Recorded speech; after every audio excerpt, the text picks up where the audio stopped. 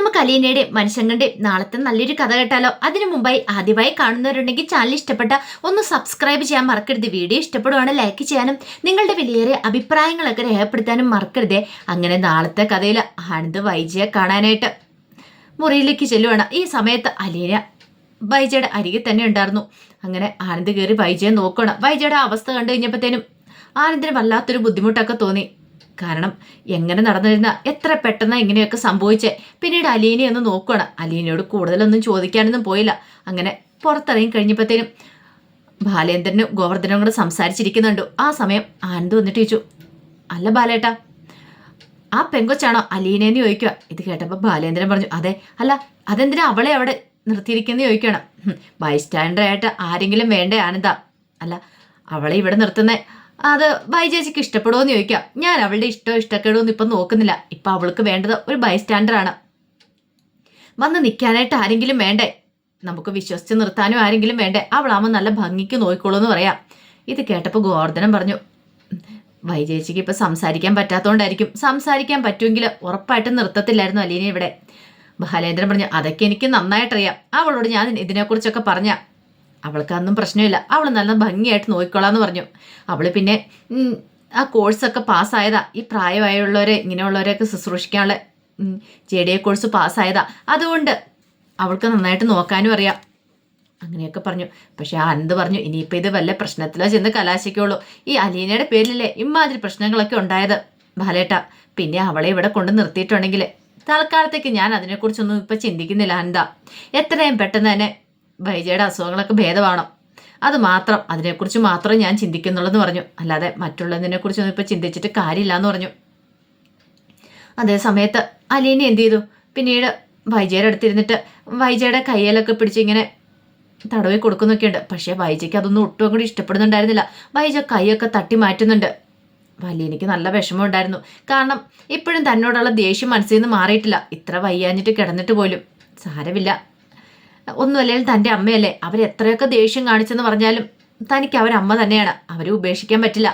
എത്രയും പെട്ടെന്ന് ജീവിതത്തിലേക്ക് തിരികെ കൊണ്ടുവരണം. പിന്നെ ജീവിതത്തിലേക്ക് മടങ്ങി വന്നതിന് ശേഷം എന്ത് സംഭവിച്ചാലും എനിക്ക് പ്രശ്നമില്ല. കാരണം തന്നെ 10 ചീത്ത പറഞ്ഞോട്ടെ, താൻ അതൊക്കെ കേട്ടോളാം. ആ ഒരു ചിന്താഗതിയായിരുന്നു അലീനയ്ക്ക് ഉണ്ടായിരുന്നേ. അങ്ങനെ അലീന അവിടെ തന്നെ ഇരിക്കുക. കുറച്ച് കഴിഞ്ഞപ്പോഴത്തേനും ബാലേന്ദ്രൻ അലീനയെ വിളിച്ചു. അലീനയെ വിളിച്ചിട്ട് പറഞ്ഞു, ഞാനൊന്ന് അങ്ങോട്ട് ചെല്ലട്ടെ. കാരണം കൃഷ്ണമോള് വൈകുന്നേരം സ്കൂൾ വിട്ട് വരും. പിന്നെ തനിച്ചല്ലേ ഉള്ളൂ, അപ്പം നേരത്തെ പോകണം. അപ്പം അതുകൊണ്ട് ബാലേന്ദ്രൻ പറഞ്ഞു, ഞാൻ അങ്ങോട്ട് പോകാമെന്ന് പറയണം. അലീന പറഞ്ഞു, ഞാൻ വന്നേക്കാം അച്ഛാന്ന് പറയണം. അല്ല, നീ ഇനി ഇവിടെ ഇരിക്കേണ്ട കാര്യമുണ്ടോ? കുറച്ച് കഴിയുമ്പം സുലോചന വന്നോളൂ എന്ന് പറയാം. ഒരു കാര്യം ചെയ്യാം, സുലോചന ആൻറ്റി വന്നു കഴിയുമ്പോഴത്തേനും ഞാൻ അങ്ങോട്ടേക്ക് വന്നോളാം. അച്ഛൻ പോയിക്കോളാൻ പറയണം. എന്നെ വിളിച്ചാൽ മതി, ഞാൻ വന്നോളാം എന്നൊക്കെ പറഞ്ഞു. ശരി എന്നൊക്കെ പറഞ്ഞിട്ട് അലീന അങ്ങോട്ട് കയറിപ്പോയി. പിന്നീട് വൈജയുടെ മുറിവുകളും കാര്യങ്ങളൊക്കെ തൂത്തുടച്ച് വൃത്തിയാക്കാനുണ്ടായിരുന്നു. അതിൽ ഡ്രസ്സ് ചെയ്യാനൊക്കെ ഉണ്ടായിരുന്നു, ശരീരമൊക്കെ ഒന്നും. അങ്ങനെ അലീന അതിനൊക്കെ ഒരുങ്ങുവാണ്. ഈ സമയത്ത് നേഴ്സ് വന്നിട്ട് ഹെൽപ്പ് ചെയ്യുന്നുണ്ട്. അലീന പറഞ്ഞ്, ഞാൻ ചെയ്തോളാം എന്ന് പറയണം. അപ്പോൾ കയ്യിലൊക്കെ ഇങ്ങനെ തൊലിയൊക്കെ നന്നായിട്ട് പോയിട്ടുണ്ട്. അവിടെയൊക്കെ ഇങ്ങനെ മരുന്ന് വെച്ച് ഇങ്ങനെ തുടങ്ങിയ സമയത്ത് നല്ല വേദനയുണ്ട്. അലീന അതൊക്കെ ചെയ്യുന്ന സമയത്ത് വൈജയന്തി കൈയൊക്കെ അങ്ങോട്ട് തട്ടി മാറ്റുവാണ്. അത് നേഴ്സ് കണ്ടു. നേഴ്സിന് മനസ്സിലായി അലീന ചെയ്യുന്ന ഒട്ടും ഇവർക്ക് ഇഷ്ടപ്പെടുന്നില്ല എന്ന്. പക്ഷെ അലീന അന്ന് മൈൻഡാക്കിയില്ല. അലീന അന്ന് ശ്രദ്ധിക്കാതെ വളരെ ശ്രദ്ധ കൊടുത്താണ് ആ കാര്യങ്ങളൊക്കെ ചെയ്യുന്നത്. ഈ സമയത്ത് നേഴ്സ് വന്നിട്ട് പറഞ്ഞു, അല്ല, മോള് ചെയ്യുന്നേ അമ്മയ്ക്ക് ഒട്ടും കൂടി ഇഷ്ടപ്പെടുന്നില്ല എന്ന് തോന്നുന്നല്ലോ. ആ മുഖഭാവം കണ്ടാൽ തന്നെ അറിയാം. ഇത് കേട്ടപ്പോൾ അലീന പറഞ്ഞു, അതെ, നല്ല വേദനയുണ്ട് അമ്മയ്ക്ക്, അതുകൊണ്ടാ. ഓ, ചിലപ്പോൾ ശരിയായിരിക്കും, വേദന എടുത്തിട്ടായിരിക്കും ഇങ്ങനെയൊക്കെ കാണിക്കണേ.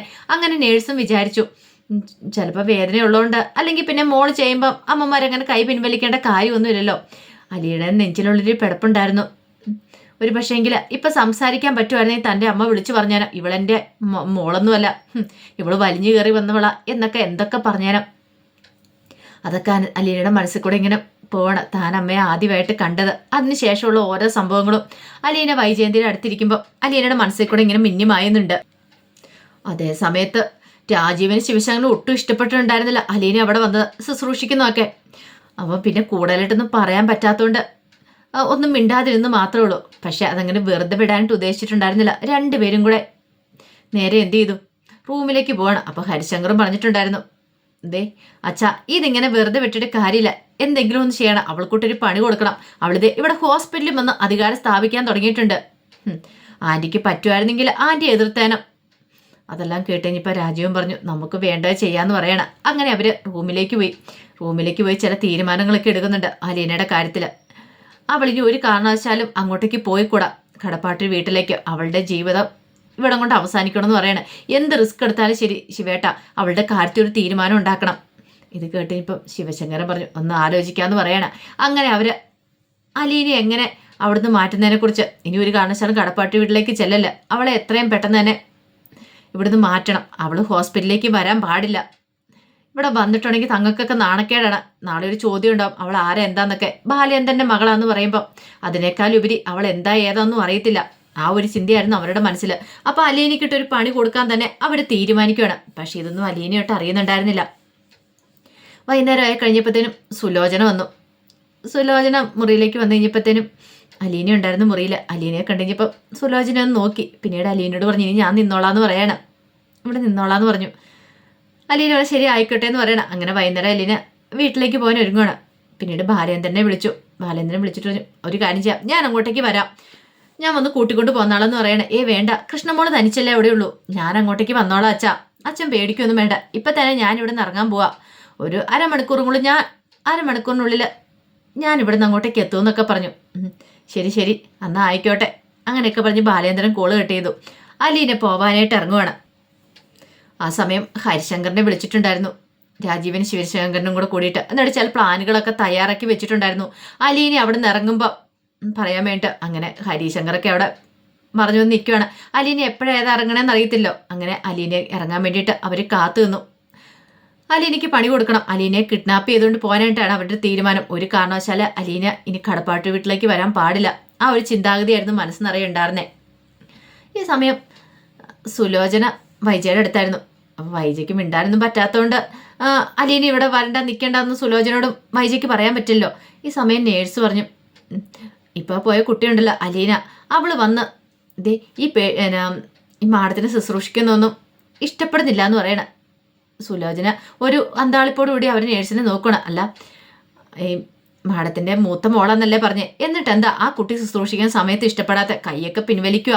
ആ കുട്ടിയാണെങ്കിലോ ആ JDA കോഴ്സൊക്കെ പാസ്സായതാ, നല്ല ഭംഗിക്കാണ്, അതുപോലെ തന്നെ വേദന ഉണ്ടാക്കാതെ നല്ല കെയറിങ്ങോട് കൂടിയിട്ടാണ് ഓരോ കാര്യങ്ങളൊക്കെ ചെയ്യുന്നത്. എന്നിട്ട് പോലും മാഡത്തിന് ഇഷ്ടപ്പെടുന്നില്ല എന്ന് പറയണം. ഇതിനെന്ത് മറുപടി പറയണമെന്ന് അറിയണ്ടായിരുന്നില്ല സുലോചനയ്ക്ക്. കാരണം പറഞ്ഞിട്ടുണ്ടെങ്കിൽ ബാലേന്ദ്രന് നാണക്കേടാണ്. അപ്പോഴേക്കും സുലോചന പറഞ്ഞ് അത് പിന്നെ ചിലപ്പം ചേച്ചിക്ക് വേദന ഉണ്ടായിരിക്കും, അതുകൊണ്ടായിരിക്കും എന്ന് പറഞ്ഞു. അല്ലെ പിന്നെ നേഴ്സിനോട് വിശദ വിവരങ്ങളൊക്കെ തുറന്നു പറയാനായിട്ട് പറ്റുമോ? ബാലേന്ദ്രൻ്റെ മകളാണ് അലീന എന്നൊക്കെ.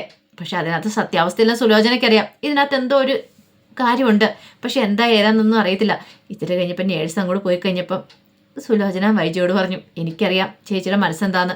ചേച്ചിക്ക് ദേഷ്യം ഉണ്ടായിരിക്കില്ലേ അലീനെ ഇവിടെ നിന്ന് ശുശ്രൂഷിക്കുന്നതിൽ. പക്ഷേ എനിക്കാണെങ്കിലും സുനിതേച്ചിക്കാണെങ്കിലും അങ്ങനെ വന്ന് നിൽക്കാൻ പറ്റുന്ന കാര്യമാണോ? വീട്ടിലെ കാര്യങ്ങളൊക്കെ നോക്കണം, കുട്ടികളുടെ കാര്യങ്ങളൊക്കെ നോക്കണ്ടേ. പിന്നെ അലീനെ വന്ന് നോക്കുന്നതിന് ഭാഗ്യം ഒരു ബൈസ്റ്റാൻഡർ വേണമല്ലോ ഇവിടെ. അതുകൊണ്ടാണ് ബാലേട്ടൻ ഇവിടെ നിർത്തിയിരിക്കുന്നത്. സാരമില്ല, ചേച്ചിക്ക് ഇത്ര ഭേദമായി കഴിയുന്നോടം വരെ അവളിവിടെ നിൽക്കട്ടെ, ചേച്ചി അന്ന് കാര്യമായിട്ട് എടുക്കണ്ടെന്നൊക്കെ പറഞ്ഞുകൊണ്ട് ഒന്ന് സമാധാനിപ്പിക്കുന്നുണ്ട്. പക്ഷെ വൈജയുടെ മുഖവും കാര്യങ്ങളൊന്നും തെളിഞ്ഞിട്ടുണ്ടായിരുന്നില്ല. ആ സമയം അലീന ഹോസ്പിറ്റലിൽ നിന്ന് ഇറങ്ങി ബസ് കയറാൻ വേണ്ടി അങ്ങ് നടക്കുകയാണ്. പെട്ടെന്ന് അലീനയുടെ അടുത്തൊരു കാറ് വന്നു നിന്നു. അലീനെ പിടിച്ച് കയറ്റുവാണ്. അലീനയ്ക്ക് എന്താ സംഭവിച്ചതെന്ന് പോലും മനസ്സിലായില്ല. അതിനിപ്പുറം തന്നെ അലീനെ പിടിച്ച് കയറ്റിയിട്ട് അലീനയുടെ വായൊക്കെ മൂടിക്കെട്ടി കൈയും കാലും ഒക്കെ ബന്ധിക്കുവാണ്. അലീനയ്ക്ക് നിലവിളിക്കാൻ പോലും പറ്റില്ല. അങ്ങനെ ഒരു സാഹചര്യമാണ്. എന്താ ഏതാണെന്നും അലീനയ്ക്ക് മനസ്സിലായാലും പോലില്ല. കുറച്ച് ഗുണ്ടകൾ ചേർന്നിട്ടാണ് ഈ കാര്യങ്ങൾ ചെയ്തത്. അതിനുശേഷം അലീനയെ ഒരിടത്തേക്ക് കൊണ്ടുപോവാണ്.